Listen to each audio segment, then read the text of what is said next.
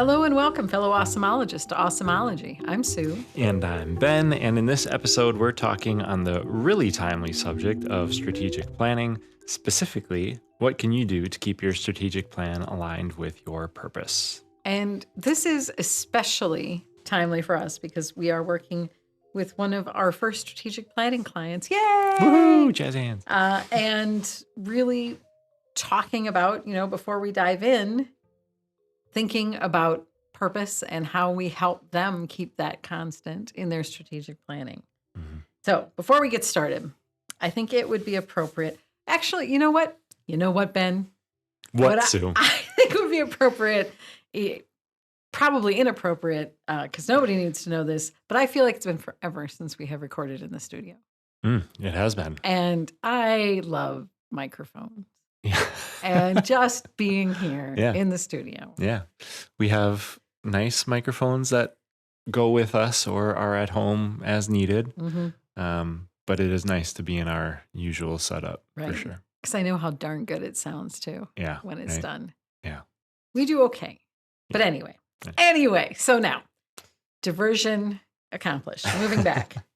I think it would be really appropriate, back to that, for our listeners that are maybe small businesses or thinking of starting a business or are just not credit union people who are familiar with what strategic planning is, Right. to level set Mm-hmm. and help our friends out and tell them what strategic planning is. Yeah. Ben? Hey, Ben. Hey, hi. Hi, what's strategic planning? I'll do my best. Okay. I appreciate your mention of small businesses, people starting a business, but I especially appreciate your mention of credit union folks, really anyone who maybe just hasn't had the opportunity to participate in a Mhm. strategic planning day or session or any aspect of the process to this point, because there are a lot of people. As much as you'd love to have everyone participate, you just can't, Right. right? Um, so there are people that maybe have been with an organization for a long time, maybe with an organization that does strategic planning regularly, but either because of role or resources or whatever the reason is, they just haven't been able to participate yet. So I think it is good that we do our best to give a baseline definition for anyone in the audience that maybe hasn't had the chance yet. So I'm going to kind of like piece it together a little bit. If I could put some bullet points behind this, Please. I think that strategic planning is where you're setting your long-term goals. Strategic planning is where you're identifying key initiatives to help contribute to those goals. It's an excellent time to be aligning resources, which, people maybe being the most obvious resource to align during a session like that. We're going to talk about alignment a bit more, I'm sure. But also like to have conversations about dollars, time, scope, things like that, that also might make or break whether or not something can get done. So I guess the way I'd like encapsulate all of that is for strategic planning to guide an organization's clear, and I think clear and clarity is very important there. Actionable, action also being very important. Vision for the future, which, I could also probably throw a couple buzzwords in there and say future for growth or future success, Right. which I think maybe can be implied, and maybe contribute, or the whole topic of like, or the thought, if you're not growing, you're dying kind of thing might be implied. But also I think if I had to like write this out in a formal definition, I think I would intentionally leave words like growth out because it can be kind of subjective. Sometimes, depending on what's going on in an organization's life and how long this plan is for, whatever phase you're in, like maybe growth in the traditional sense of the word is actually something you don't need right now, right? Right. Because then you have to answer a bunch of questions that you're not prepared to, like how are we going to fulfill all those orders or staff up to make that possible? All of those questions, right? So, sure, growth is probably what every organization wants to see, but that's on a scale for sure, So, Right. anyway, a little bit of a diversion there on the definition, but I think I've said enough. You've done excellently. And I especially like that you pointed out that growth is on that scale. And I think you could also make the argument, at least I will right now, that organizations should think really critically about whether growth is what they're looking for, what their definition of growth is. Right. And even if you said, well, we've had that, we've talked about that every year that we sit down to plan, and we always say that growth is part of it. So why would we even stop and talk about it? It's worth having that conversation. Why do you want to grow? How can you plan so that it's not just carbon copying the last 15 years plans Mhm. and be really intentionable, Yes. which is a new word that I made up, Trademark. which be really intentional about what that growth looks like. And if it's not for you, I think there are people who should be having a conversation about stabilization, Mm. Sure. which is different than growth. Right. Yeah. It is definitely, you create a growth mindset when you are stabilizing, but you do not, you're not looking to increase revenue by 20%, et Sure. cetera, et cetera, et cetera. You're looking to, stop the bleeding. Mhm. So, Yeah. and that is, if that is where you find yourself coming into strategic planning, that you have to talk about triage instead of growth, then that's what you should talk about. Right. And don't pretend Mhm. just because everybody else, quote unquote, Yeah. has a growth plan. Yeah. So good Smart. job. Cool. You too. So, moving along, Sue, what kinds of goals and other deliverables should come from strategic planning? Excellent question. I have seen a lot of different versions of strategic planning output. I think the things that that should be minimum expectation.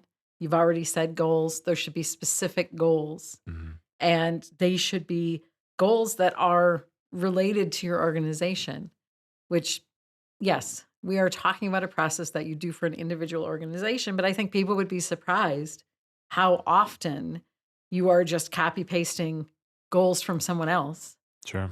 and hearing, best practices, we do this, so that is what we're going to do. And so I think all of this needs to be really intentional. So specific goals, and then the action steps that back those up. When we talk about strategic planning, this is the 10,000-foot view. And those goals are big goals that don't really speak to how the heck you're going to do them. Right. So even if you don't come out of strategic planning with every single action step, you should come out of it with a goal that is specific enough that as you break it down into your teams, no matter how large or small they are, you can say, oh, this is how my team can contribute to that goal. So Mhm. this is what our action steps can be. Yeah. And also agreement as those action steps are cross-departmental. Mhm. God, we sound so smart today. Right. Yeah. Other things to have are reliable measurements. So I think I have also seen that, when we come back to this concept of growth, which can be fuzzy, I have seen people come out of strategic planning saying, well, we want to grow this line of business. And, how do we know how do we have a reliable way to measure if that line of business is growing? How do we, you would think that maybe is a really simple measurement, but particularly when you talk about businesses that have a pipeline where things are going to be coming, cycling through, and we have to have action steps to get things into the pipeline. We have to make sure we're securing that business, Yep. that getting a whole bunch of stuff in your pipeline, it means not very much until you've secured the business, if Right. that's what you're into. Yeah. If you're into that kind of thing. If you're into that kind of thing. Yeah. So reliable measurements, knowing where you can get them, how you can get them. I've definitely been a part of organizations where they have had lofty goals and then come out of planning not being able to measure Mm. their success for those Yeah. goals because you don't have access to the data you want. Sure. So Yeah.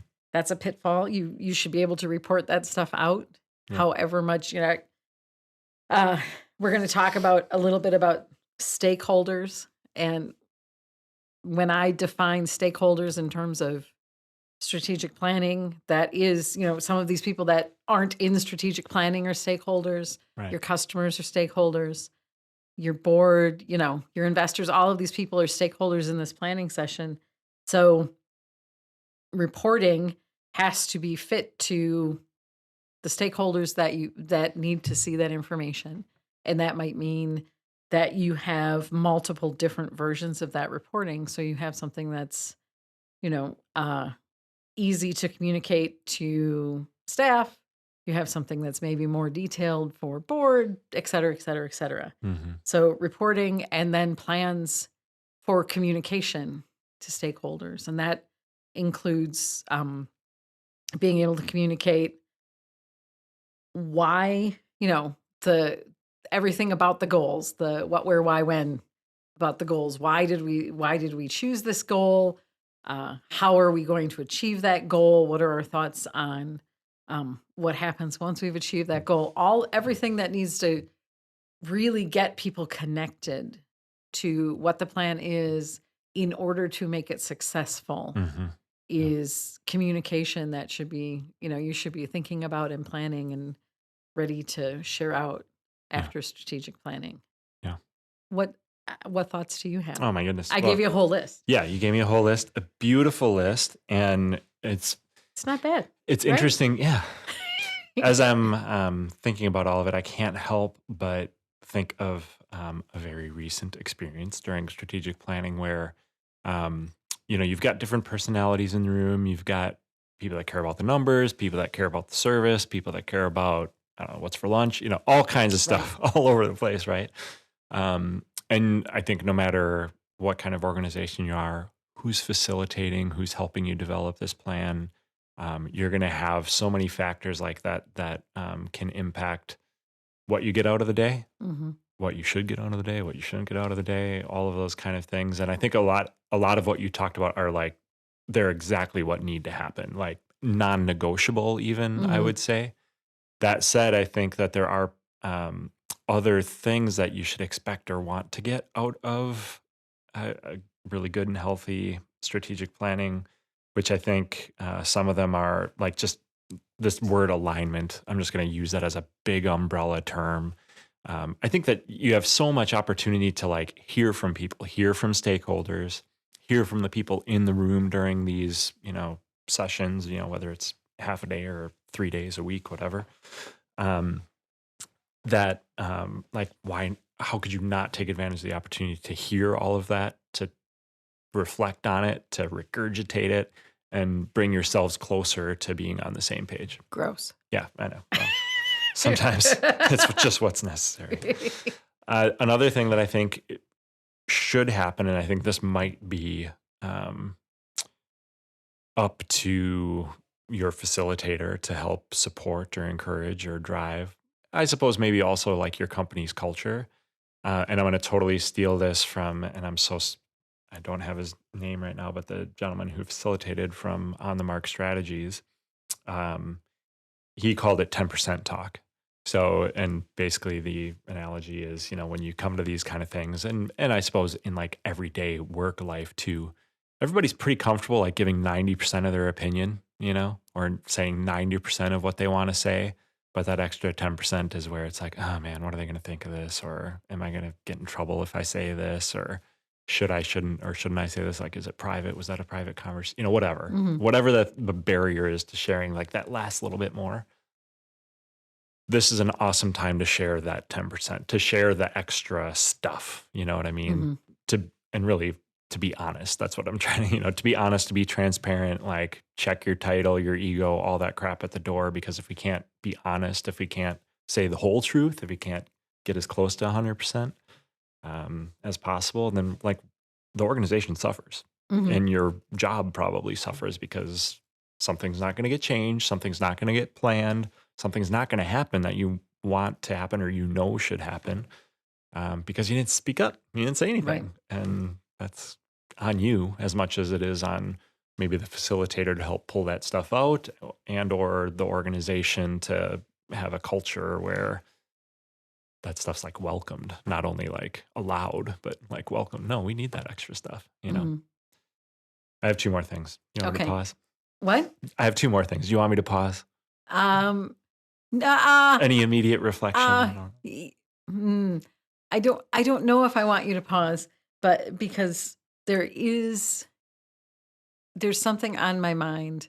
Are you moving away from sharing your honest feedback I and am. onto other I ideas? am. But let me rattle them off. Okay. We'll come back to it. Throw Easy. them out. Throw them out. Brainstorming, dreaming, ideas, Mhm. stuff that everyone struggles to make time for in their regular day to day, in their regular team meetings. And especially like amongst the group that is probably in the room during strategic planning. Like these are, typically your executive managers, it's your highest level managers, or, sorry to say it, but whether you have a really nice, healthy organization with a flat org chart or one that's really stuck on chain of command and all that stuff, like these are the people that have all the decision making power or the heaviest influence on decisions being Mhm. made, right? And if that group of people doesn't ever make time to dream a little bit together or to brainstorm or to, bring their own original ideas or, as much as we hate it, bring the ideas of what the 10 other organizations down the road are doing. Like, if we never create a space to talk about that stuff, like now is the time to do it for sure. Right. So, and then the last one, just decisions. I think that every organization that has been part of strategic planning, probably one of the most frustrating parts of it is you get done and before the plan's done, or maybe even after the plan is done, you have a feeling of like, so what did we even decide that we're going to do, Mhm. And most importantly, attached to that, that also tells you what you're not going to do, so that Right. for the next year, the next 3 years, 5, 10, whatever, you've got your initiatives, you've got your goals, and that other distraction that comes up only comes into the mix with a super intentional decision, which probably means dropping something that you decided was a Right. goal or an initiative, right? So I'm not saying like the plan is chiseled in stone and shall forever be untouched, Mhm. but it really does empower you to say like, nope, not doing that. We decided on these other three things. Yeah. So, okay, now I'm done. Yeah, no, but it still works here because I think the one thing, speaking of things not to bring into it, as we're building a strategic planning session that includes brainstorming and that additional 10% of your Mhm. opinions and all of those things, um, it's not a place to bring beef. Sure. Do Yeah. not. Beef and baggage. Yeah, I think probably everyone who has been through various different organizations strategic planning um, has unfortunately experienced that time that person came in with beef, and it's it's about staying on it's about staying on track, on message, on task, and it drags the process down if someone has that, is hanging on to something like a dog with a bone Mhm. and wants to constantly come back. Wow, but I, Yeah. because that's what they sound like. And always bringing back to, well, I wanted to do this. Nobody would do that thing. Or, Mhm. I still think it's that, especially when the rest of the group has moved past it. Yeah. Right. So don't bring your beef. Yeah. Deal. And if you know you have beef going into strategic planning, when it's scheduled. Get rid of it. Like, Yeah. do something about it. Right. Yeah. I mean, P.S. Don't carry beef, Yeah. right? It's very heavy. Deal with it, especially if it's like a whole quarter cow. Right. I know. But if you have issues like that, like deal with them ahead of time. Get them either deal with them ahead of time or know that after strategic planning is the best time to deal with them. Mhm. Don't bring them in and money up the process. Yeah. Yeah. Yeah. No, I love that. And hopefully you've been a contributor during planning where, you're bringing solutions and ideas to that Mhm. beef so that for everyone's sake, like when it's all done, you can just move forward and Right. it's in the past. Yeah. Yeah. I think there is something about that open discussion, especially because part of that discussion should be what's not working, what's bothering us, what's keeping us awake at night. Yeah. We do want to make that a really good open forum Right. But it can be a time where that somebody can get triggered, and Yeah. even if they don't mean to, even if they don't realize they're carrying beef, Right. Yeah. can get into a place, Hmm. a dark place. Yeah. Might be tough to tell the difference, but there is a difference between beef and, a real opportunity for improvement, Right. that's backed with, data or, whatever it is. And it's not, Right. and even I want to be really careful about what I'm saying here too, because even though you might not have data to support it, but it's something real that you're feeling and you're experiencing every day, that might be something to bring up. I don't know if that is necessarily beef. I think we could probably spend a whole episode on like problem identification and what's beef and what's like a real issue that you need to figure out. Right. But if you can look in the mirror and know that it's not just this arbitrary anecdotal thing that you experience or you're stuck on because of your emotions or a Right. lingering poor relationship, or whatever the case might be, the reason for the beef, Hmm. then like you should bring it, you know. Yeah. And my guess is, and again, this all probably really depends on organizational culture, facilitation strength, and all these kind of things.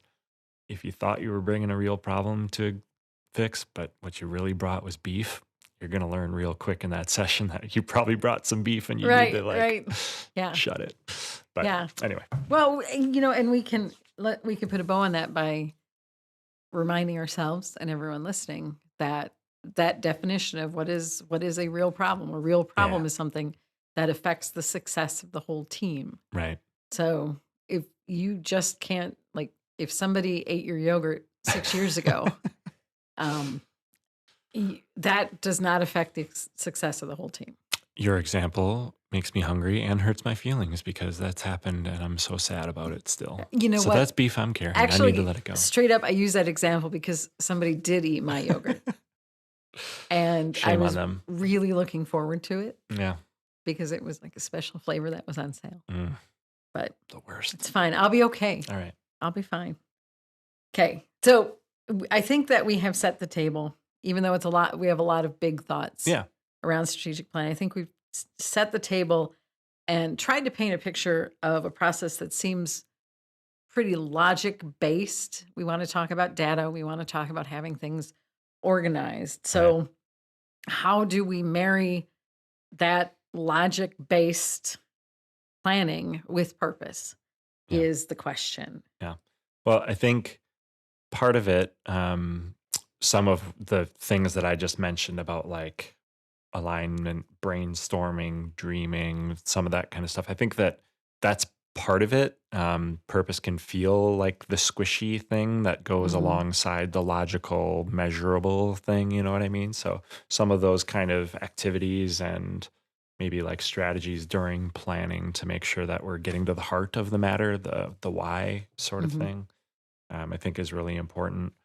Um, I do think that a big part of this is facilitation. I think making sure that whoever's helping you with your plan has the exercises, the tools, the awareness, whatever it might be, to have purpose at the core of what you're doing Right. and how you're planning. So a couple of examples. I mean, one maybe the most logical and easiest one is mission, vision, and values. Like Mhm. identifying those things, revisiting them, rejuvenating them, rewriting them, whatever phase you might be in, like those things have to be part of the conversation. And if you like just recently did them, or that they're healthy and strong or whatever, like show them to people, like just make Mhm. darn sure that everyone knows, like, this is what we said the mission is, here's what we're shooting to do, and here's the values that guide us along the way. So that's got to be part of it. And I'm yeah, sorry. I'm yeah, so sorry. Before you move on, this is a question I've been saving, but let's talk about facilitation versus non-facilitated. I don't think I've mm, ever seen anyone, I guess what really the question is, outside facilitator yeah, versus whoever just normally leads a meeting, sure, walking people through right.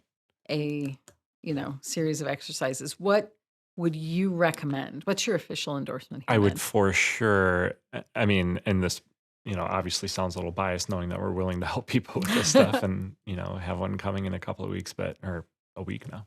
But the I would always advocate for outside facilitation, just removing bias, removing Mhm. beef and baggage, Right. removing, yeah, all of that stuff that can get in the way or hold you back for sure. That said, like not everybody has the resources, not everybody has the budget to pay for that, not everybody has the connection to someone that might do it free or discounted. Mhm. Um, and maybe the flip side, it isn't always something that you're lacking. Maybe you have like a killer person inside the organization that has everything they need to facilitate, so that might be a reason to do it in house, or, to have somebody on the team Mhm. do it. I do think that what you said is exactly like part of the advice I would give someone who, for whatever reason, can't hire a facilitator, somebody outside the organization. Um, if your solution is the person that's typically at the front of the room, or the person that, real or not, perceived or not, has the power in the organization, they shouldn't be the one doing it, Mhm. because Mhm. so many people that are participating are just going to be influenced by like, is this person happy or not? Are they happy Right. with my answer? Are they? Yeah.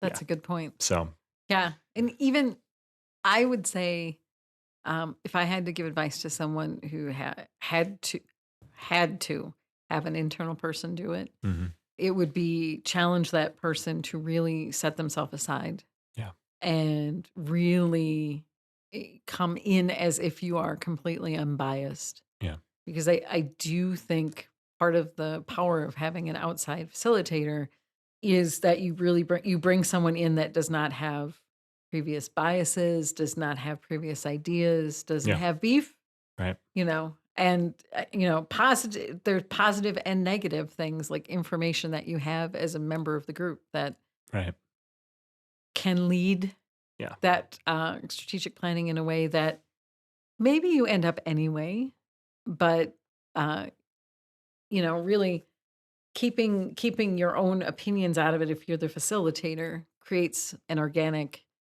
um, and well contributed to strategic plan. yeah. Yep. The word that's sticking in my mind as you're talking is curiosity. I think that that's Hmm. like what's at risk, uh, without having an outside resource do it.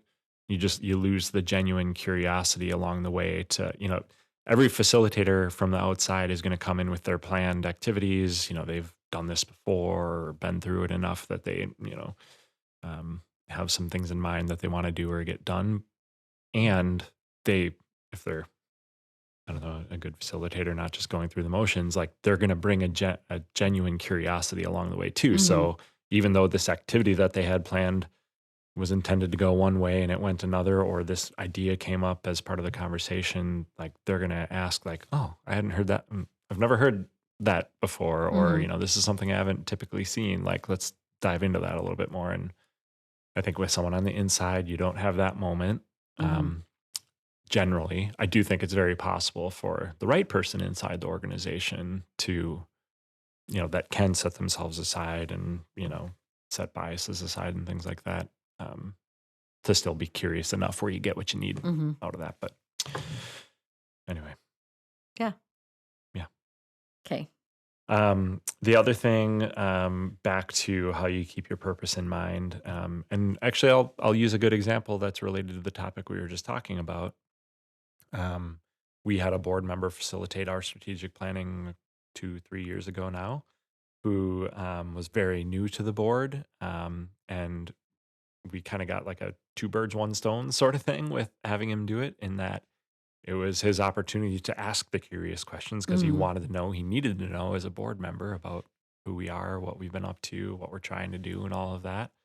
Um, and by doing all of that, we got our strategic plan facilitated, and we also, kind of like did a deep onboarding with a board member, right? Hmm. Because he was able to ask all these great questions of leadership and the rest of the board and all that. But one activity that he did was, this, question: Why do we deserve to exist? And I think that, um, I don't know if like the answer to that question is going to be your purpose, your Hmm. organization's purpose, but I think it does get you thinking about like what would the world be like if we weren't here, Hmm. this organization, or what would our community be like? What would um, what would our members, our customers, our clients, our communities be missing out on if we didn't exist? Those Hmm. are maybe other ways to ask that question to get to the answer of why do we deserve to exist. So I think that's a good one too. And you're at the very least, you'll be kind of like on the edge of discovering your purpose, or Hmm. you'll be talking about your organizational purpose to be able to answer that question. So that's a good one too, that I think is just a little bit different than the what can feel traditional and kind of cliche mission, vision, value stuff. I think maybe it is the change from October into November and thinking about the holidays that makes me think like when you talk about what would be different if your organization doesn't exist is to wouldn't it be interesting to explore that like the movie It's a Wonderful Life, Mm. Yeah. right? Right. To really go down that track of like here are the things, here are the key connections Hmm. that and how that could likely affect someone. Yeah. So what I'm saying is if we can get an angel, what was the angel's name? Clarence? If we can get an Yep. angel named Clarence Yeah. to help us with our strategic planning from this point on Yeah. and Yeah. remind us what it'd be like if we didn't exist. It makes me think of the Office episode where Dwight gets like temporarily fired or temporarily quits, and then like or the plants stop getting watered and Hmm. things like that. It's like, Yeah. These all are these are basically the same narrative. exactly. Yeah. Yeah. Okay. So we're still talking about purpose. And I think I'm gonna just since I made notes for this thing that you're supposed to be So many great answering. notes. Uh I think something that is on my mind, particularly thinking, and I don't know if this client listens to this podcast, but I'll say it out loud anyway, because I don't think it would hurt his feelings to hear it. Um, m- a thing that is very much on my mind, thinking because I don't know his board and I don't know what their particular attitudes are um, yet, but we did a survey. Yeah. Uh, is knowing is not knowing if they are aligned on purpose Mm. and how much work really needs. I know what he feels, Yeah. right, as the president of this business, but I don't know what his board feels. And I think it is, as I've been thinking about planning for this session, I think it's just so key that you do not have to spend strategic planning fighting about why you're there. Mm. You know, I think if you should, I think the ideal situation is going into strategic planning already knowing why you're there and then maybe refining it and finding good definition around it and being able to agree on, oh, well, that is an example of showing, that we know why we're here Yeah. instead of, um, you pointed out having all of these voices saying, well, we're here to make money or we're here to, benefit the community or we're here because, I don't know, because I would rather put my kids in daycare. We're here because so that I think is key, thinking about aligning yourself on purpose. And if you go into strategic planning having done none of that work, then I think you have to invest I don't want to say whatever time it takes because that's very scary to think Right. that it would end up sucking up a whole bunch of time. But I think Yeah. you need to invest a a good amount of time getting there. Yeah. Yeah. Well, and to expect perfection after a Mhm. planning session or out of a plan is probably unrealistic. Right. As close to that as we can get is great. And I do think you can get to a plan Mhm. even if there's not like a shared understanding or an agreement on like the business purpose, why you're here, or why you Mhm. deserve to exist, what however you want to ask it, right? Um, there's a plan. There can be a plan. Is it the best version of a plan that you can create? Like probably not. Like if Right. something as significant at that, like the core of the heart of why you do what you Hmm. do, um, something's going to suffer. You could still get a lot done. You could still experience growth, make great things happen, grow people, grow communities, all of those things that good, healthy organizations are trying to do. You can you can still see success, no doubt, Right. but you're limiting yourself if you're Yeah. not, getting yourselves on the same page. Because man, people are different, and if people are driving the answer to these questions and are driving this plan and contributing to how all of it comes together, like automatically there's a ton of imperfection baked into that Hmm. whole thing. So because there's people Right. around the table. So but also that is what makes it kind of beautiful too. Hmm. So Yeah. Yeah. I suppose there is a version of this if you are, and we worked several years ago.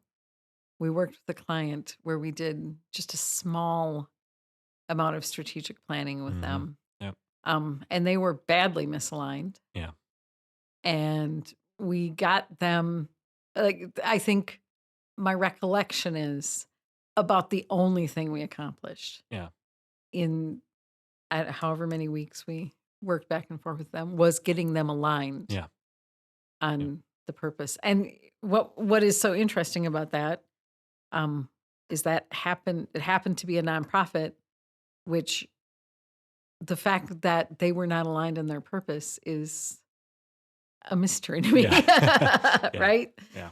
But But also in nonprofits with limited resources, sometimes no leadership, not to mention little. right, Like right, it's also you can kind of imagine how misalignment might happen yeah, if a board member steps in to run the place because there's no paid leadership or assigned leadership in place. Then it's one person's yeah, ideas and ideals you move forward.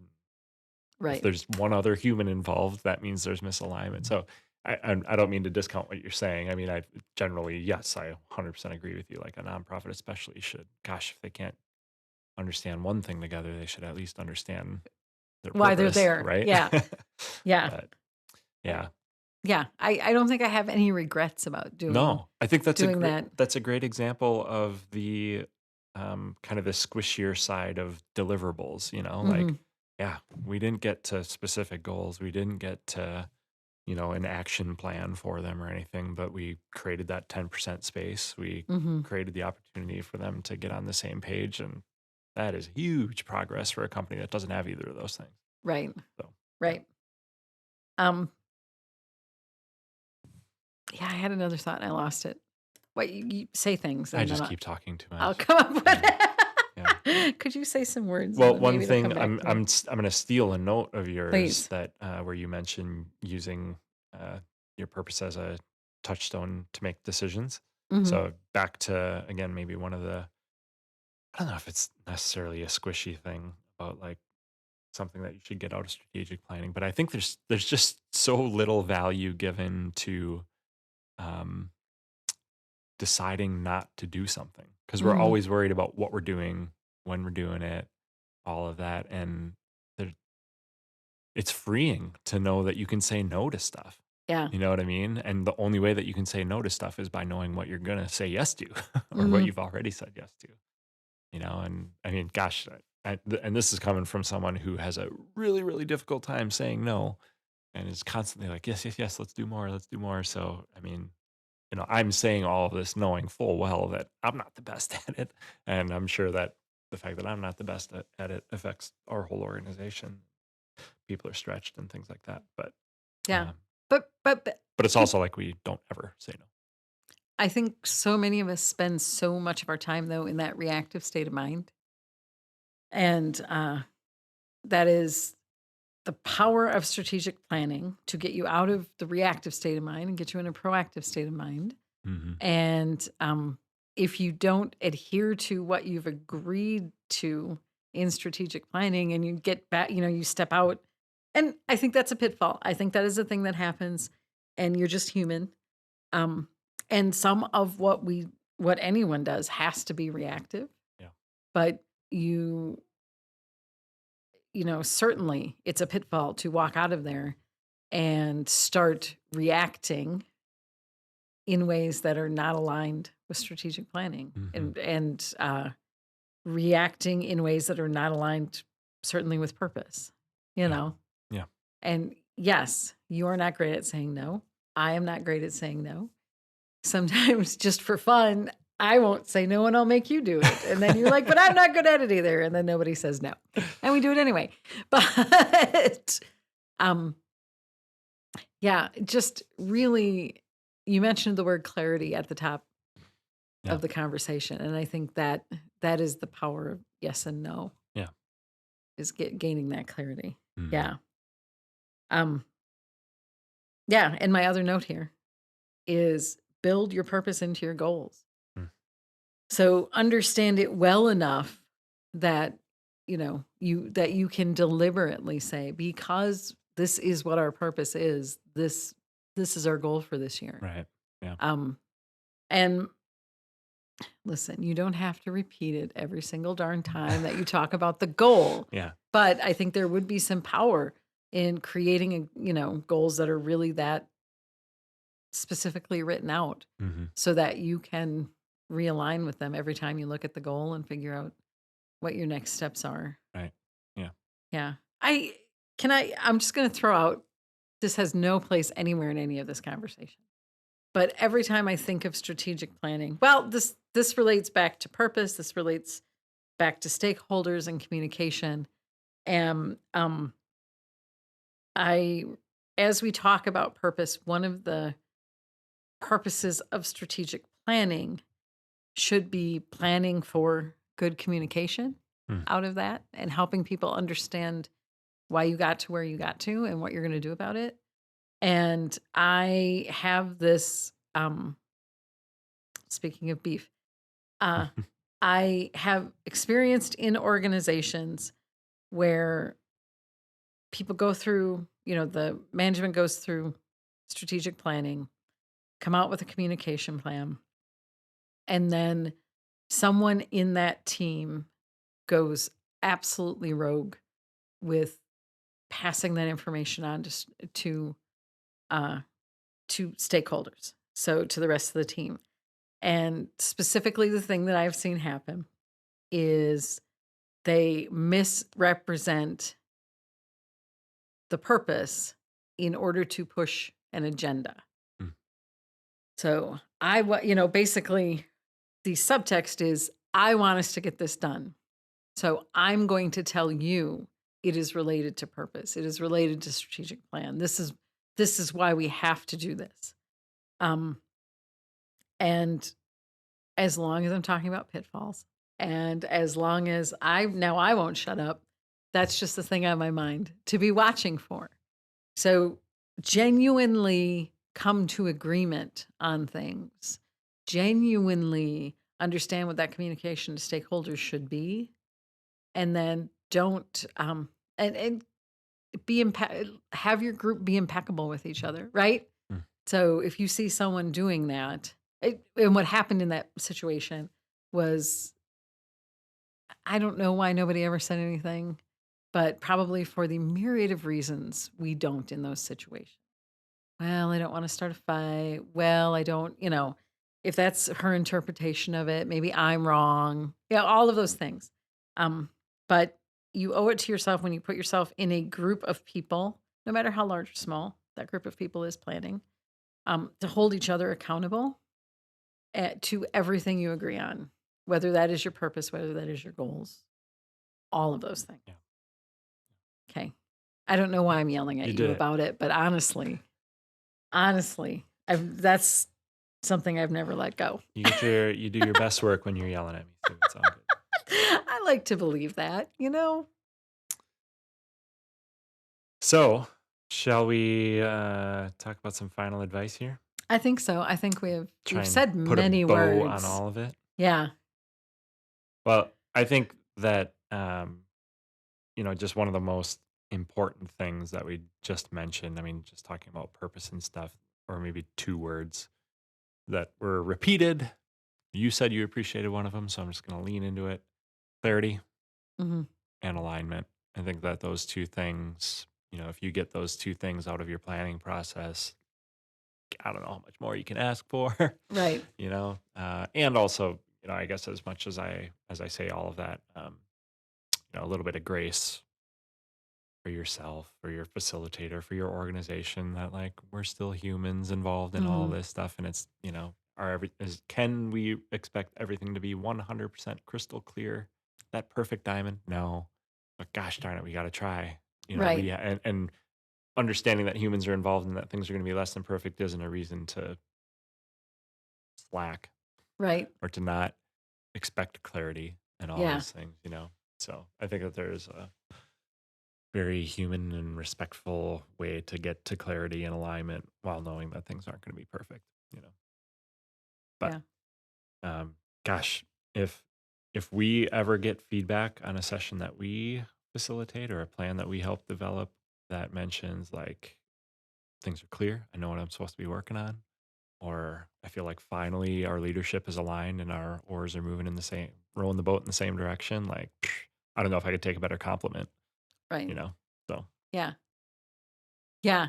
Because you can do an awful lot uh, if you're all aligned and mhm. have clarity around what you're supposed to be doing, Yeah, you know, yeah, and you can accomplish a lot without us. yeah, right, Yeah. for sure. Well, and that's, I mean, really, that's where the magic happens. I mean, Right. Yeah. That's the point, yeah, is to yeah. be able to accomplish those things without us there. And there's a lot of people that are super self motivated and, even like, they got the lone wolf mentality. They like working for themselves under their own goals and all of that kind of thing. And 10 people in an organization working that way can get a lot done too. But I guarantee it, if they're working together, they're aligned, Right.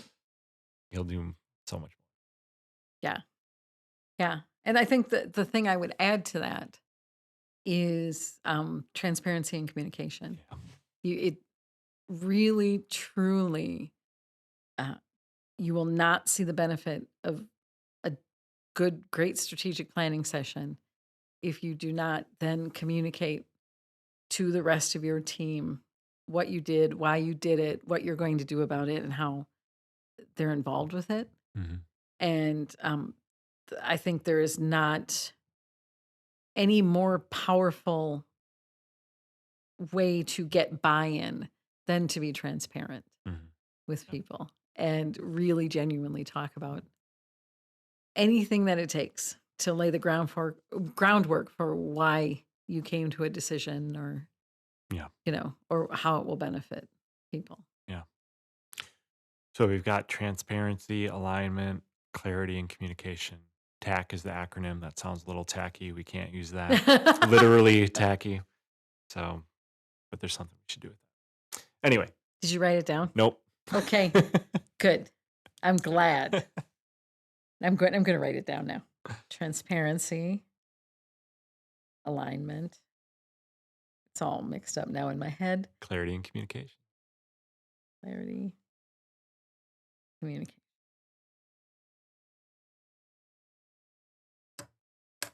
Okay, We'll make something magical out of we'll that. do Don't worry. something about that.